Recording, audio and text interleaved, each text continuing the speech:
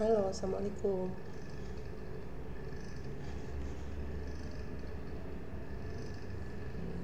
Halo, kedengeran nggak ya?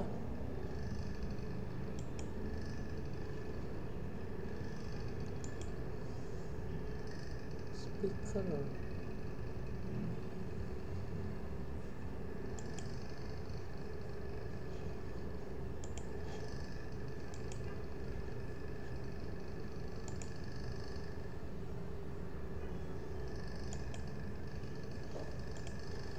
Halo, assalamualaikum.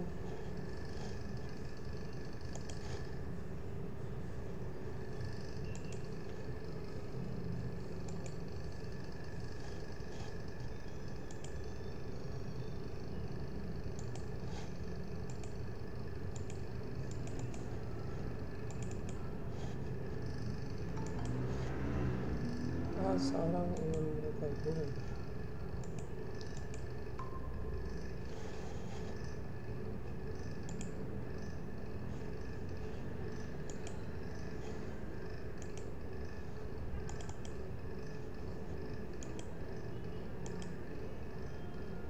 Udah. Halo, assalamualaikum.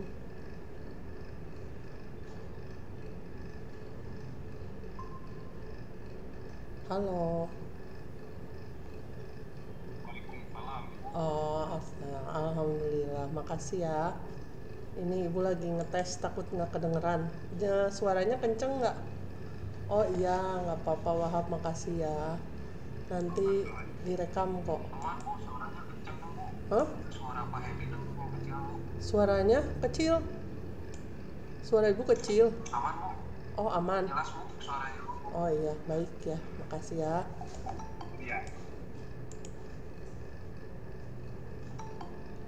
Iya, makasih yang udah pada hadir. Nanti kita tunggu sebentar ya.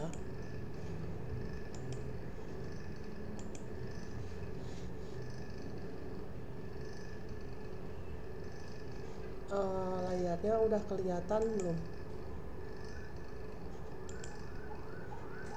Layarnya kelihatan. Oh iya.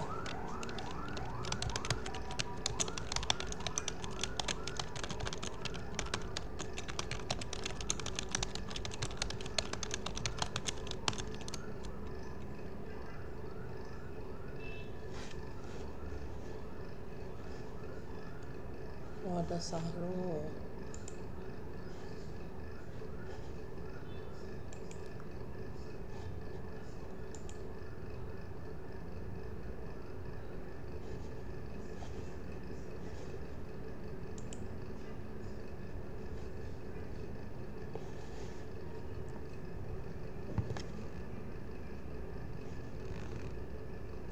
Kita tunggu sebentar lagi ya teman-temannya ya.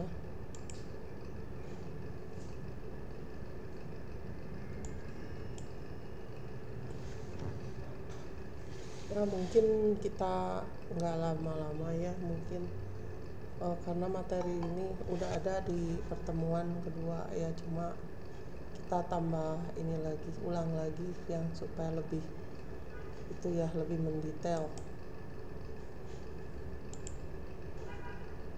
Revi Faisal ya. Udah 10.11 nanti ya, sebentar lagi.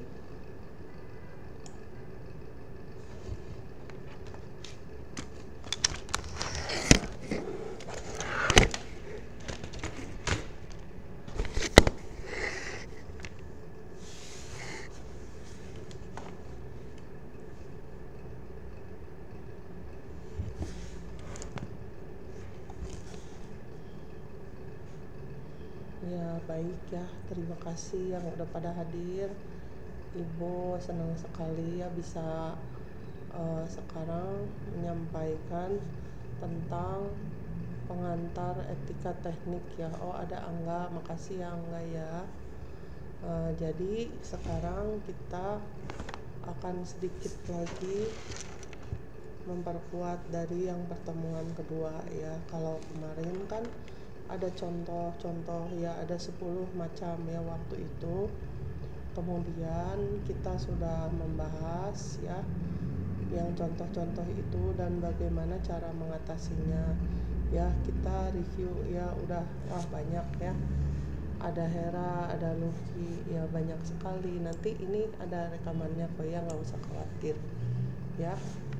Jadi kita mulai aja ya, supaya nanti kalian gak sampai maghrib, soalnya ini udah menjelang maghrib ya. Suara ibu masih jelas kan? Masih, Bu. Oh, alhamdulillah. Jelas. Makasih ya. Suara kalian juga keras ya. Ya, baik ya. Ini kita mulai. Udah 5 menit ya. Nah, di sini ada gambar ini ya. Gambar seorang insinyur ya. Kalau kalian mungkin kalau kerja seperti ini ya, dikelilingi oleh peralatan pengujian ya.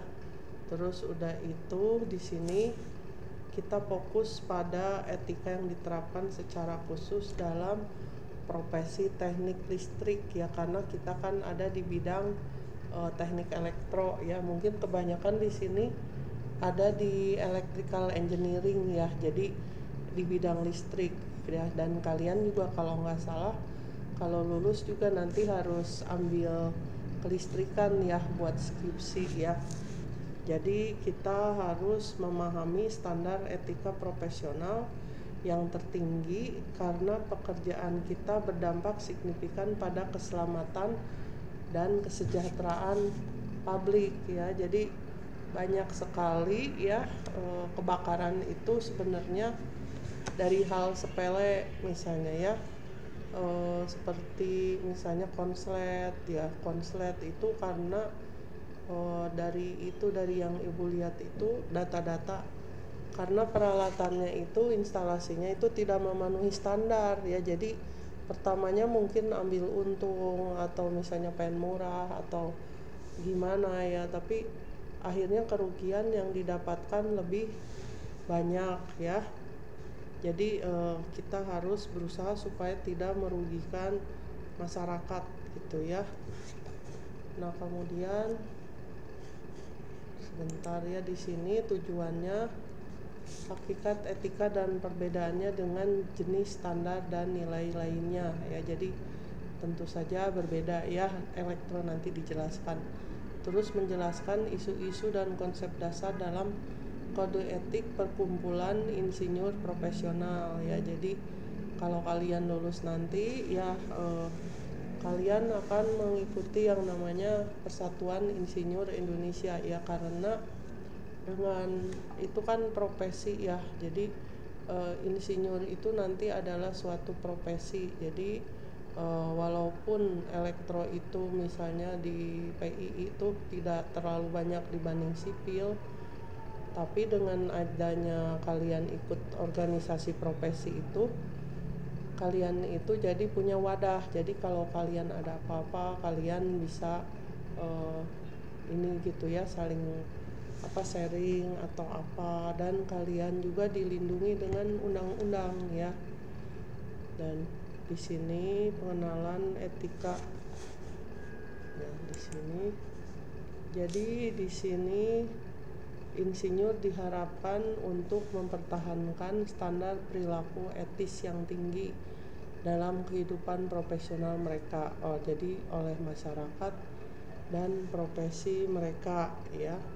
Terus kalau di luar negeri ini Dewan Nasional Penguji Teknik dan Survei NCES menyediakan aturan model kode etik profesional ya. Kalau di kita mungkin ada ya di bagiannya kan jadi elektro misalnya ada ya. Jadi kayak K3 juga ada masing-masing ya.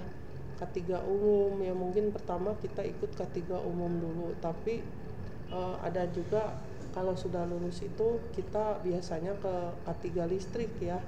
Walaupun ibu belum punya karena ibu bukan praktisi, jadi ibu cuma ngajar. Banyak itu dibutuhkan K3 listrik. Jadi di K3 listrik itu ada lagi nanti itunya kalian dikasih tahu misalnya caranya ini gimana, cara itu gimana yang berhubungan dengan listrik ya. Jadi lebih ini lagi gitu, lebih diakui lagi ya. Seperti ada mahasiswa yang alumni itu ya, mereka dibiayain sama perusahaannya itu K3 listrik gitu. Emang di perusahaan emang harus ada K3 listrik ya, K3 umum dan K3 listrik ya. Terus kemudian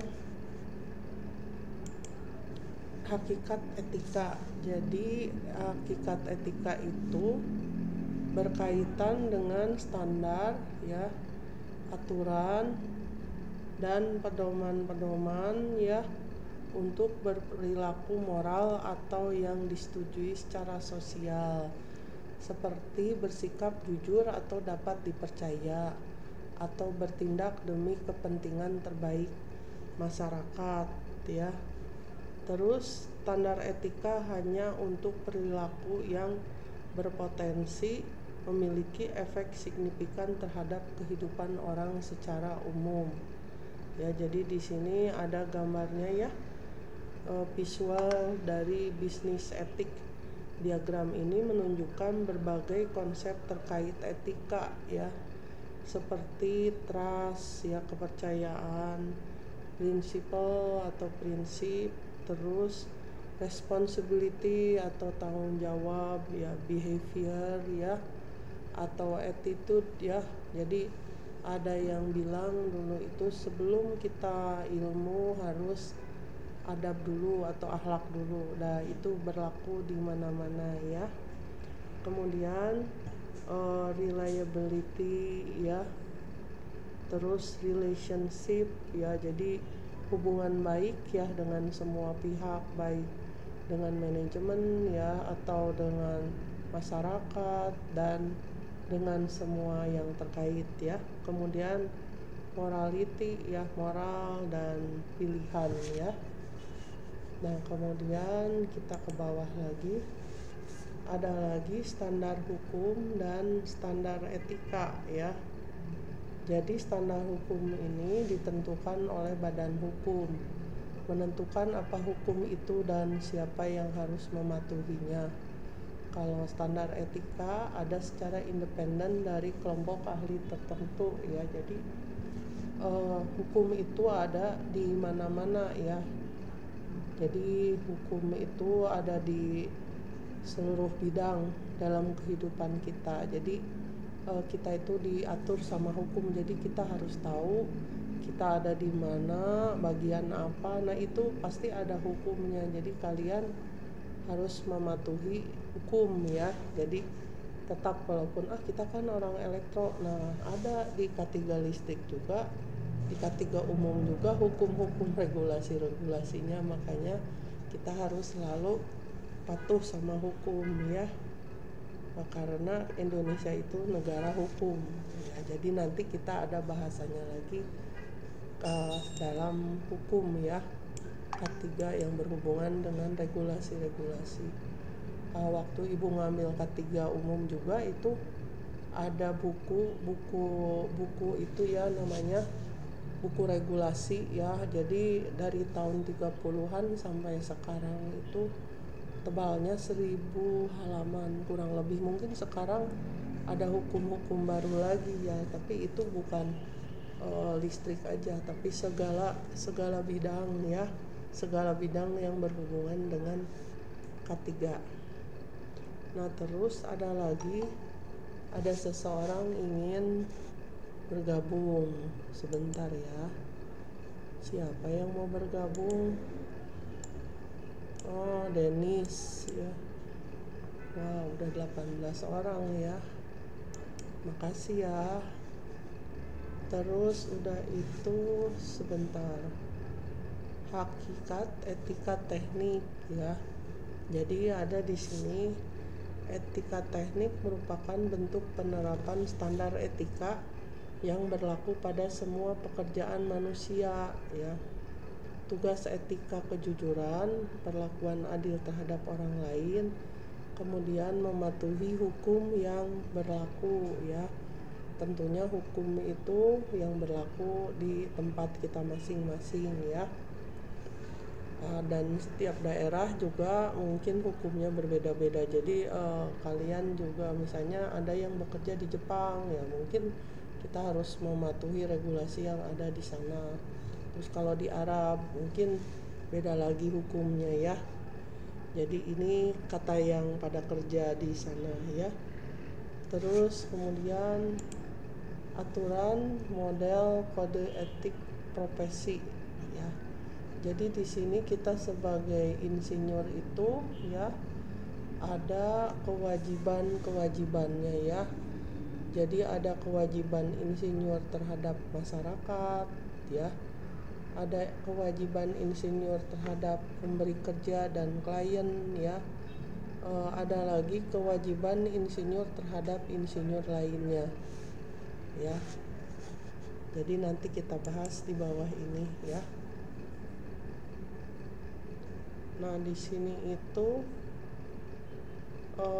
secara etika merugikan orang lain adalah tindakan yang salah ya. Nah, jadi mungkin kalian di sini kita udah tahu ya. Terus kemudian memajukan kesejahteraan umum, terus untuk mempertahankan standar integritas dan praktek yang tinggi di kalangan insinyur ya. Jadi kalau jadi insinyur itu kalau nggak salah sekarang harus 2 tahun lulus dulu ya. Terus nanti baru bisa jadi anggota PII nanti ya. Terus ada lagi ya, kewajiban insinyur terhadap masyarakat ya. Jadi karena kita ada di masyarakat, maka pertamanya tentu kita punya kewajiban terhadap masyarakat ya. Di sini tanggung jawab itu saat memberikan pelayanan, tanggung jawab utama seorang teknisi adalah terhadap kesejahteraan publik ya atau umum ya. Terus kemudian insinyur hanya boleh menyetujui desain yang melindungi kehidupan, kesehatan, kesejahteraan dan properti publik ya. Jadi kalian harus lihat dulu kalau nanti kalian udah jadi insinyur apakah ini sesuai gitu ya. Kalau misalnya tidak, mungkin harus direvisi lagi ya kira-kira. Terus jika pertimbangkan profesi seorang insinyur diabaikan dan menimbulkan bahaya terhadap kehidupan, kesehatan, kesejahteraan atau harta benda publik, insinyur tersebut harus memberitahukan kepada atasan atau klien dan pihak yang berwenang ya. Jadi kita kalau melihat sesuatu yang kurang atau salah, kita harus memberitahukan kepada atasan atau klien atau pihak yang berwenang ya.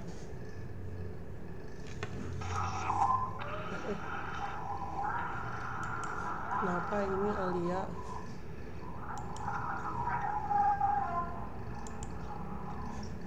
Isukan. Nah, ya maaf ya Alia ya. Terus insinyur harus bersikap objektif dan jujur dalam laporan profesional ya. Jadi jangan ada yang direka-reka atau bersifat apa gitu ya.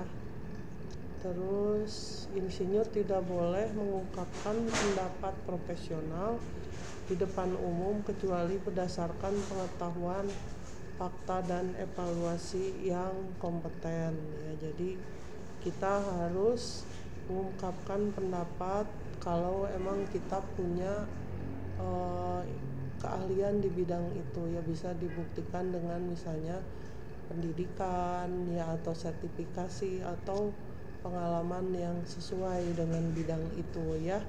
Jadi seperti kalian di sini kan kalian ahli teknik elektro, terus nanti mungkin punya pengalaman bidang elektro. Nah, nanti jadi kita tentunya bisa memberi pendapatnya di dalam keahlian itu ya. Kemudian insinyur harus secara eksplisit dan mengidentifikasi pihak-pihak yang atas namanya mereka menyatakan pendapat dan mengungkapkan kepentingan yang dimiliki pihak-pihak tersebut dalam masalah tersebut ya. Jadi kita ini harus harus ini ya. Ada Alia bergabung ya. Nah, kemudian di sini ada lagi, bentar ya, ternyata beda halaman ya. Terus insinyur tidak boleh bermitra dalam usaha bisnis dengan orang yang terlibat dalam praktek bisnis tidak jujur, curang atau ilegal ya. Jadi kata orang kan ada ya, kalau kita bergaul dengan yang dagang minyak wangi nanti kita wangi. Terus kalau kita bergaul dengan penjahat kita bisa tertular gitu ya. Nah, dan mitra juga gitu ya, kalau kita misalnya bergaul dengan yang tidak jujur, curang atau ilegal, nanti kita juga bisa jadi seperti itu ya. Jadi berbahaya ya. Kalau mungkin kenal-kenal aja nggak apa-apa, tapi kalau bermitra mungkin jangan ya. Kemudian insinyur yang mengetahui kemungkinan pelanggaran terhadap salah satu aturan yang tercantum harus memberi informasi terkait dan membantu Dewan Negara Bagian ya. Nah, jadi kalau ada pelanggaran kita harus memberitahukan ya kepada ya, misalnya kalau di kita itu misalnya kepada instansi yang terkait atau pemerintah yang misalnya berhubungan gitu ya, yang bisa membantu kita untuk mengatasi pelanggaran itu ya.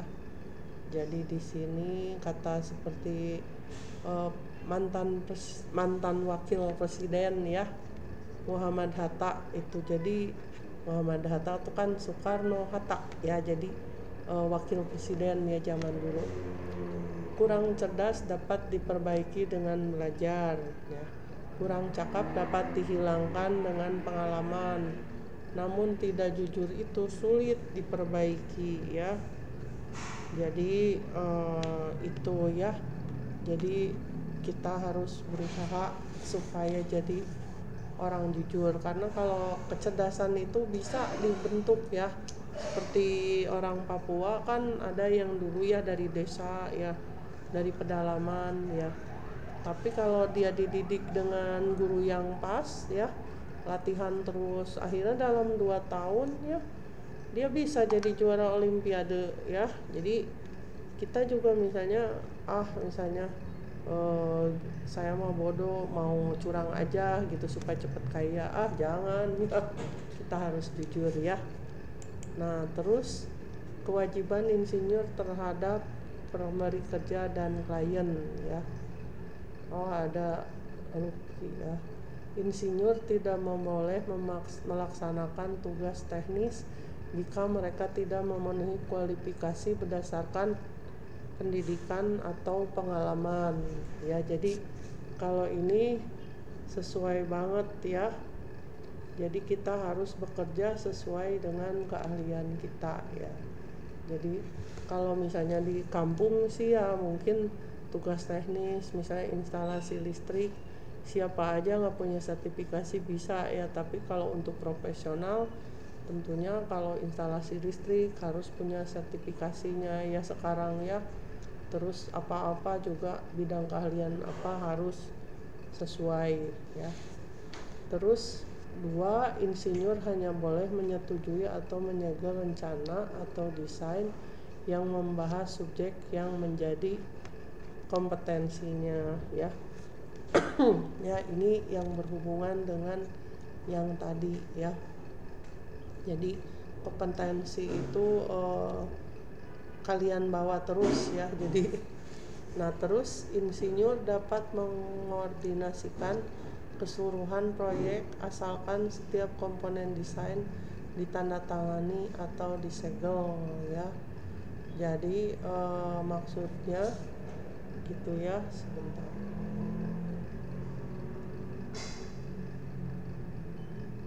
tidak boleh misalnya jadi kita hanya bisa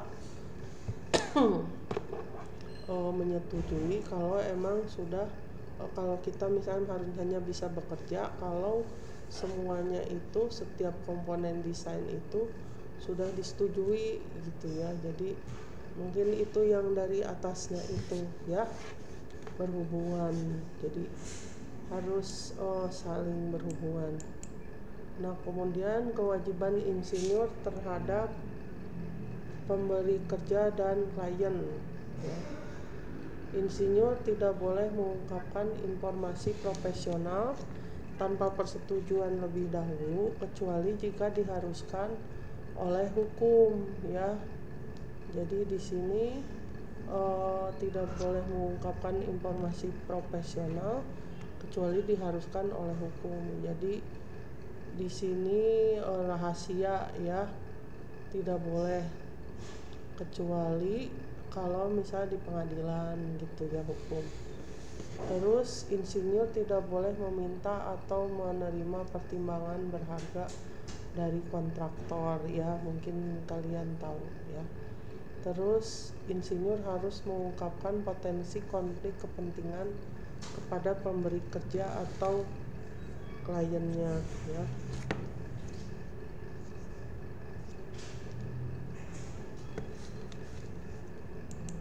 Terus seorang insinyur tidak boleh menerima kompensasi dari lebih dari satu pihak atau untuk layanan pada satu proyek kecuali rinciannya diungkapkan secara lengkap dan disetujui ya. Terus untuk menghindari konflik kepentingan, insinyur tidak boleh meminta atau menerima kontrak dari badan pemerintah di mana pimpinan atau pejabat firma menjabat sebagai anggota ya. Terus kewajiban insinyur terhadap insinyur lainnya ya. Jadi di sini misalnya kalian insinyur dengan teman-teman kalian ya, misalnya nanti kalau kalian sudah lulus kalian jadi insinyur ya.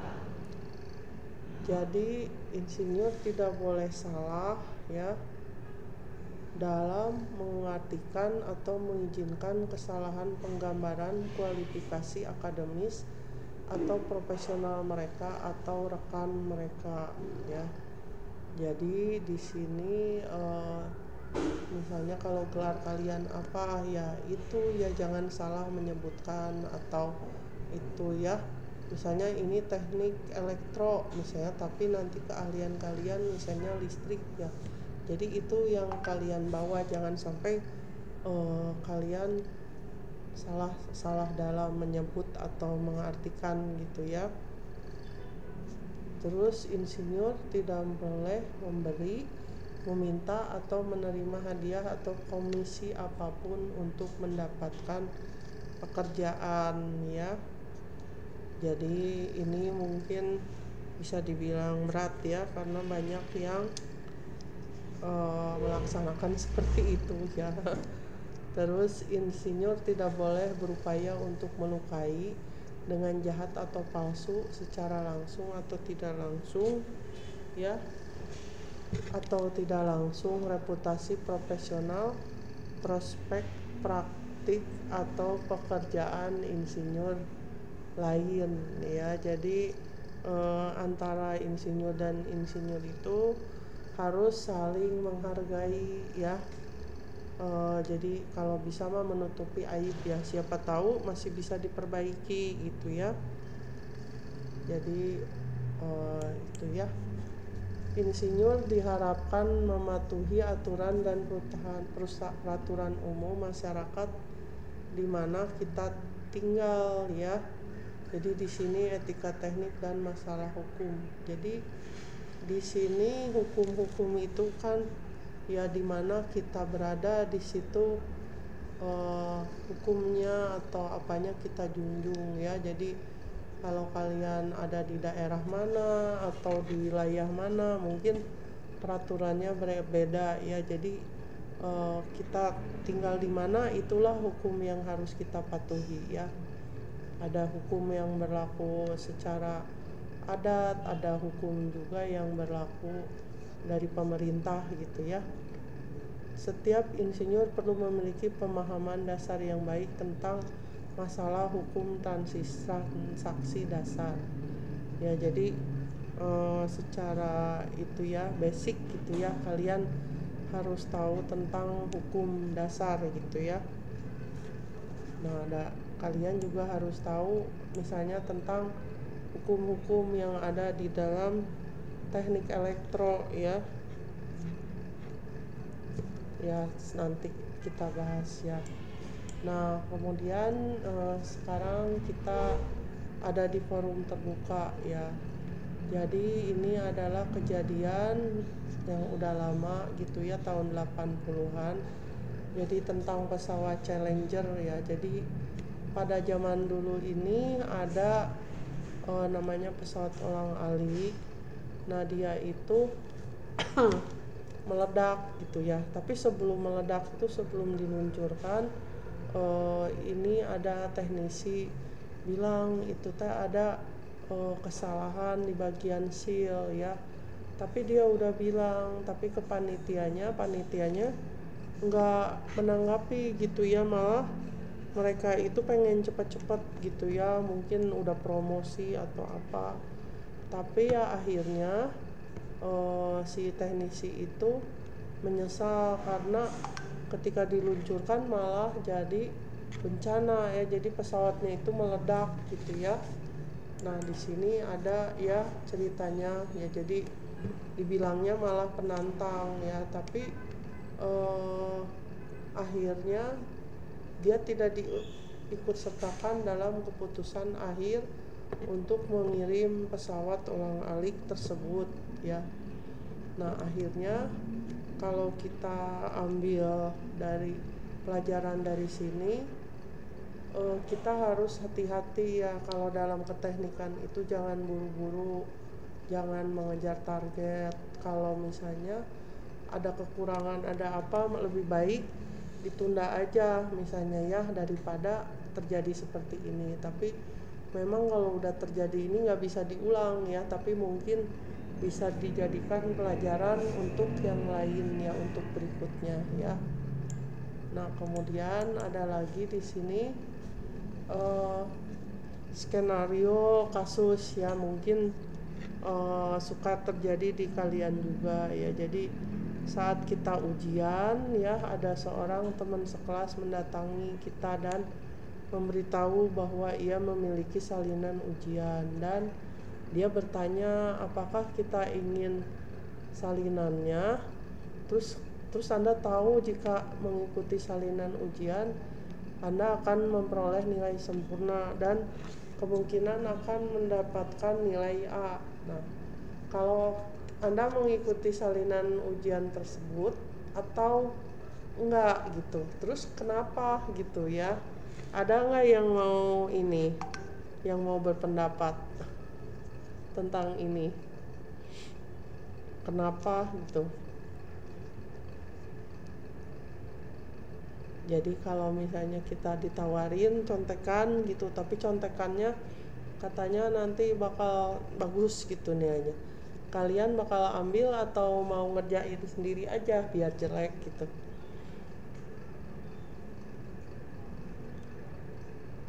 Ya mungkin nanti ya kita itu diskusi lagi ya. Nah, jadi di sini ada dosa besar akibat nyontek dan ngasih contekan saat ujian ya. Ini mah bukan tulisan ibu ya. Hati-hatilah kalian dari berbuat dusta, karena sesungguhnya dusta akan mengantarkan kepada kejahatan dan kejahatan akan mengantarkan pada neraka. Jika seseorang sukanya berdusta dan berupaya untuk berdusta, maka ia akan dicatat di sisi Allah sebagai pendusta ya. Jadi serem ya, mendingan kita dinilai sebagai orang yang bodoh daripada di pendusta ya. Jadi bodoh mah bisa belajar ya. Terus ada lagi skenario kasus ya, meninggalkan data.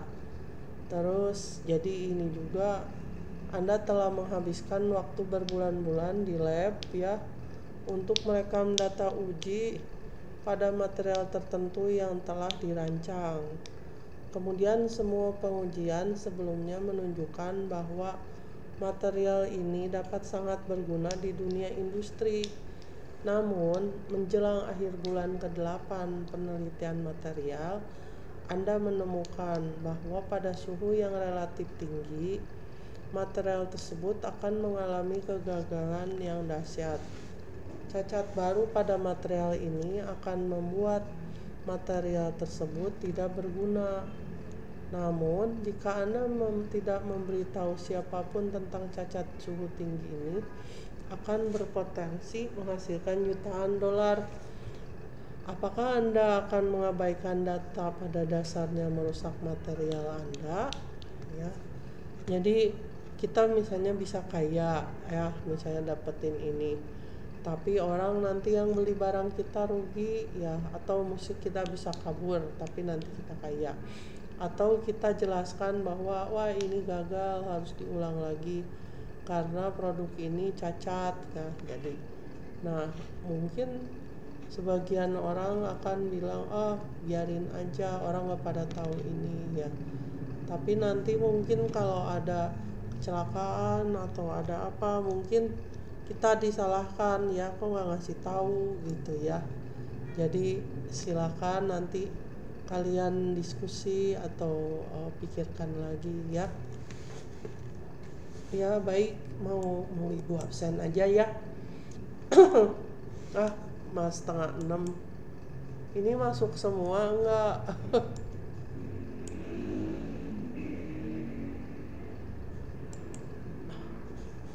Sebentar ya, ibu ganti layarnya. Ibu ganti layarnya. Sebentar. Presentasikan hal lain.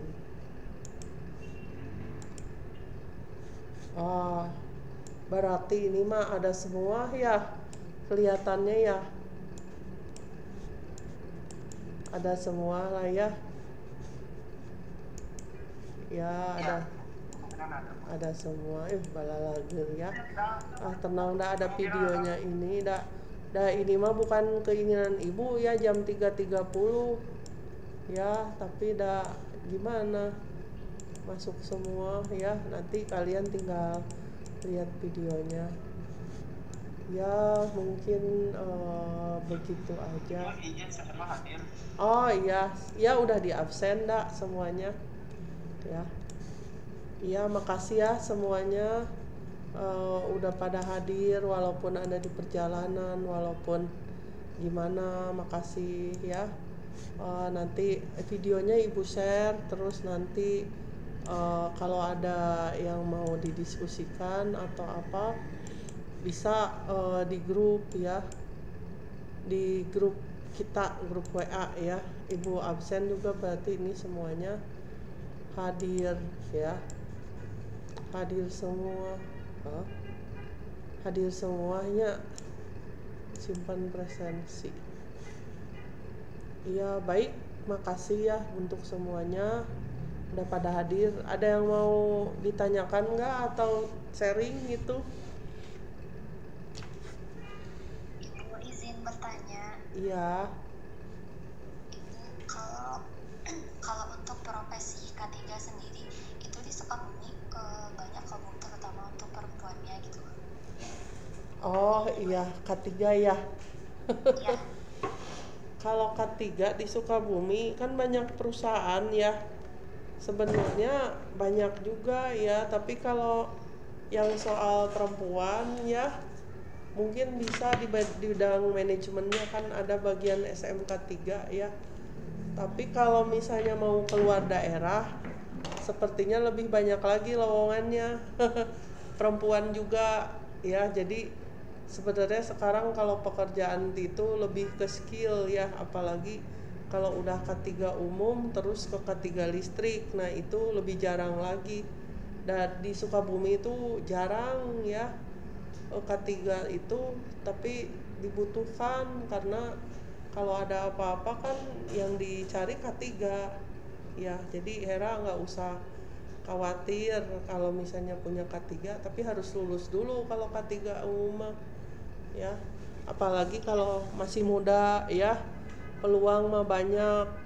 Jadi sekarang kalau misalnya kita lihat aja di Sukabumi, setiap perusahaan yang mengandung resiko harus ada K3-nya.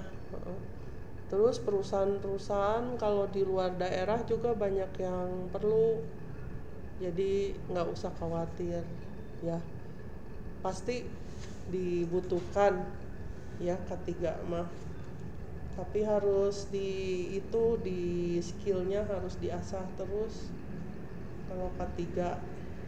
Nanti materi-materi lupa ibu belum share ya, tapi kalau ibu sih lebih ke ngajar, tapi kalau K3 mah harus yang masih muda ya. Iya, sama-sama.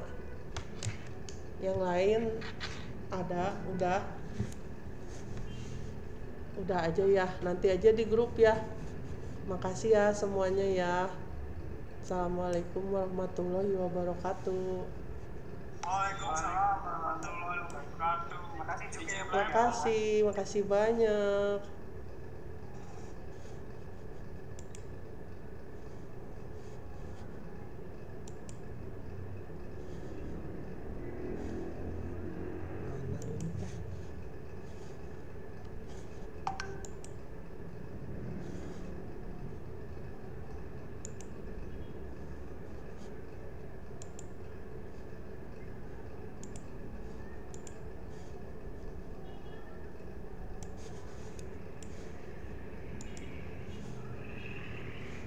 Mana ini tadi?